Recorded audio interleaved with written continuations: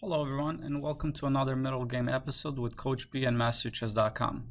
In this video, we're going to focus on the knight's role in the middle game. So let's go over some important information regarding the knights. First of all, knights are minor pieces along with bishops and are generally given a 3-point value, just the same as the bishop. Minor pieces are an imbalance unto themselves. Knowing how to use them properly gives you a huge advantage over the competition. Knights are the only pieces that could jump over other pieces. They also have the potential to attack or defend anything on any colored square. It might take several moves, but eventually they will get there. Bishops are always stuck on one color. So here, the knight has an advantage. Another advantage that knights have is that they are the best blockaders of enemy passed pawns. The reason for this is simple. Unlike other pieces, a knight that's sitting in front of an enemy pawn isn't losing its mobility. In this position, white's knight is firmly blocking the passed f-pawn, but is still attacking thanks to the ability to jump over other pieces. In this case, both e6 and g6 are being attacked, in comparison to the bishop that is purely defensive. Since white's king is free to move, while black's king is stuck defending the weak pawns, the game is easily won.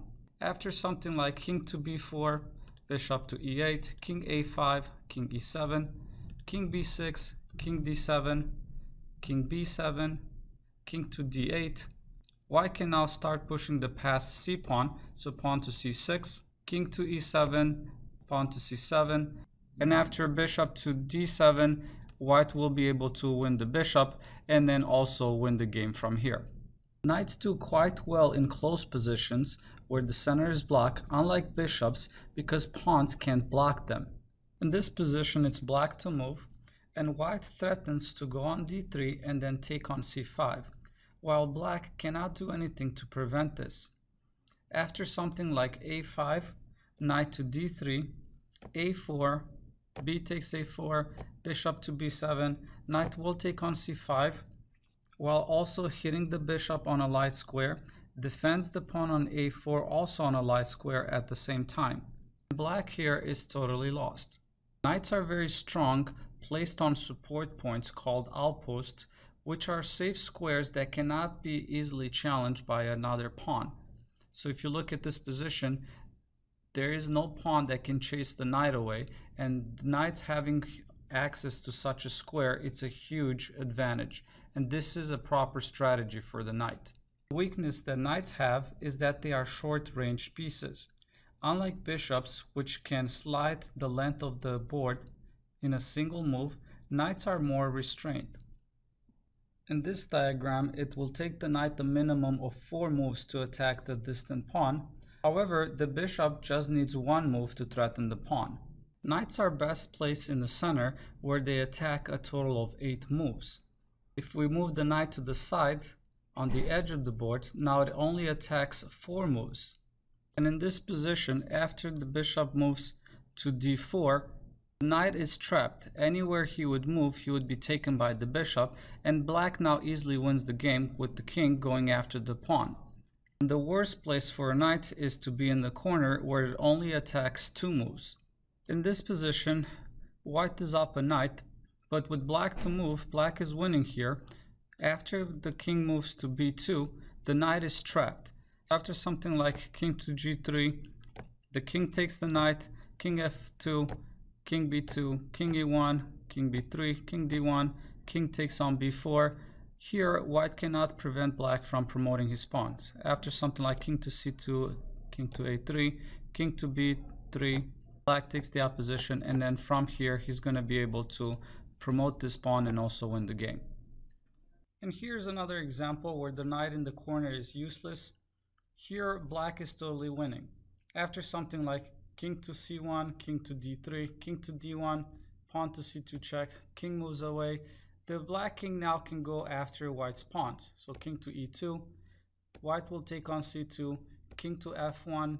And here, white has 2 tries, none of them will work. If he tries to go after black's pawn with king to d3, the black king will simply come attack the knight and then win the knight and also win the f pawn.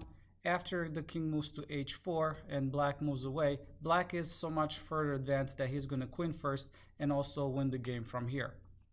And coming back to this position, instead of moving the king to d3 going after black's pawns, if white is trying to lock in the black king, he's not going to be successful in doing that. After something like king to d2, king g2, king e1, black king takes on h1. After king to f1, black does have the move king to h2, forcing the white king back.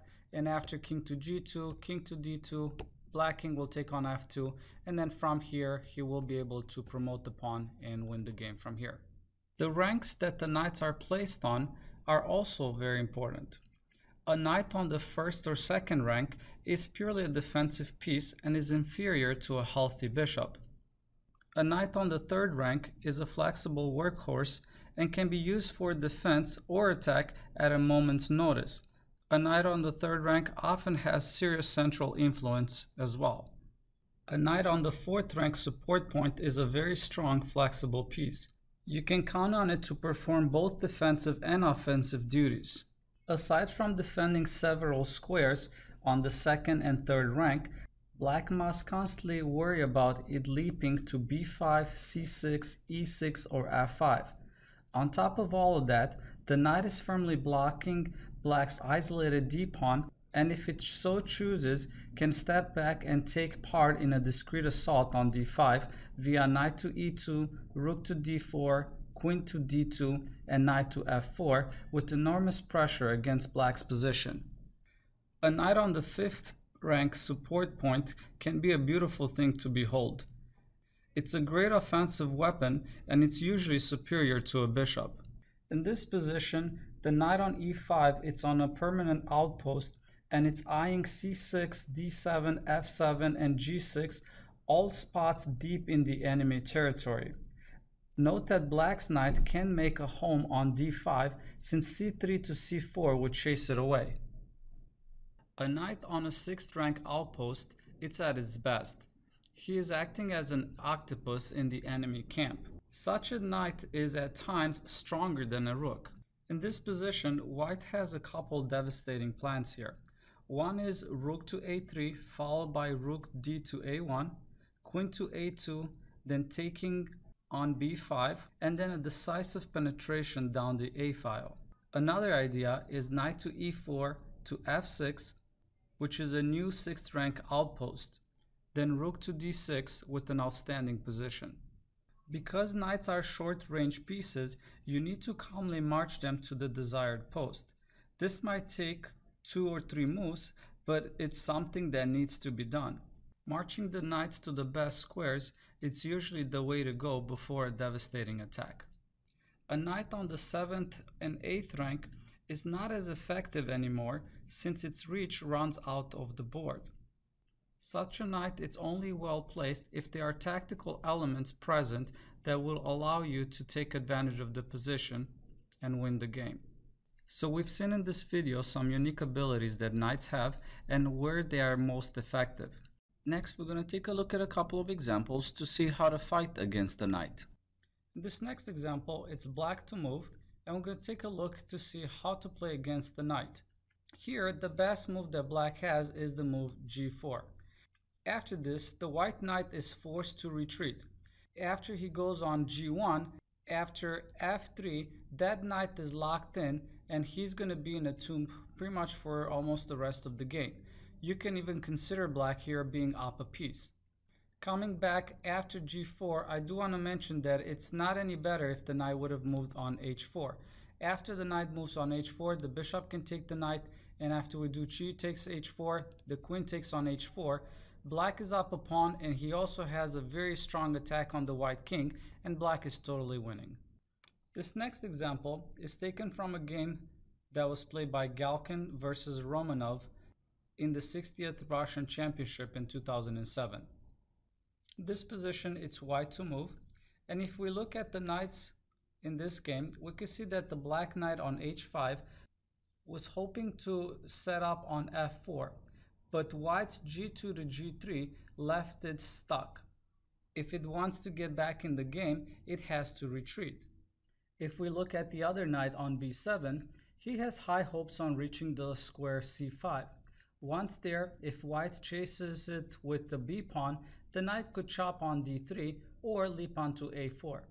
But once again, the little pawn will dominate a big powerful horse with the move b4. And now the knight on b7 has no future on the queen side. In the actual game, this knight actually migrated on the king side. As you can see, using pawns to limit the activity of the enemy knights is a very important strategic idea. Get used to it, employing it into your games. Thank you for watching this video, and stay tuned for the next video where we're going to take a look at a couple of Grandmaster games and see how they effectively use their knights following the principles we've talked about in this video. If you liked my video, please subscribe and don't forget to check out my new website, masteryourchess.com, where you can learn, practice, test, and master your chess knowledge.